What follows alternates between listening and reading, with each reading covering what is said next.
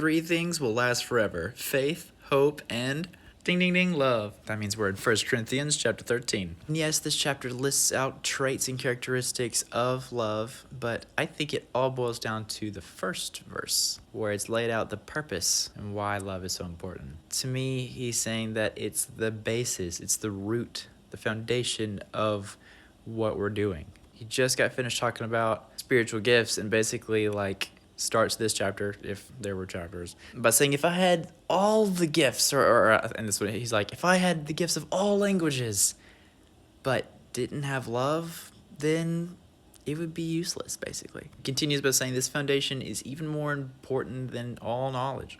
And immediately after that, he's like, and if I had all faith, this super connection with me and God, that I could say, toss this mountain to the sea, and it do so, or it says move mountains in this version, then it would do so, but not love, then it's useless. Because to me, I see how the knowledge piece and the faith piece is like a me to God connection. So knowledge is very self-aware, and then having faith is, I see that and define that as like the connection to me and God relationship.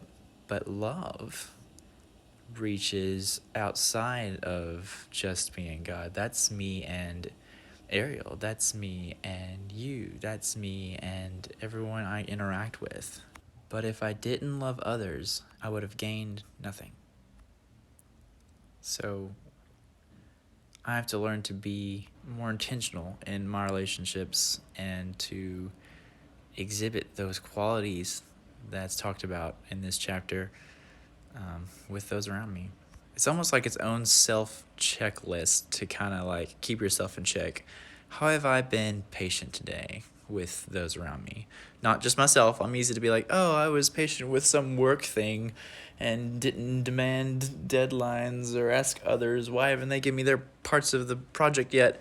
But no, how have I been patient in my relationships with others? Have I demonstrated being kind or not jealous or not rude and so forth throughout the whole list that's listed here in chapter 12. I don't know, maybe I could take it day by day and kind of look at each attribute and then kind of like think about it throughout the day, about focus on each one and make sure that my actions and my words, even my tone of voice, line up with that. Sometimes it's not even what you're saying, but how you're saying it. And I'm probably really bad at that. My tone probably comes out kind of deadpan sometimes, like da-da-da-da. But I don't mean to sound that way sometimes. But that I don't want to overdo it to where it sounds fake either. I'm not trying to be fake. So yeah, chapter 12. As corny as it sounds, I think the message is, let love be your guide.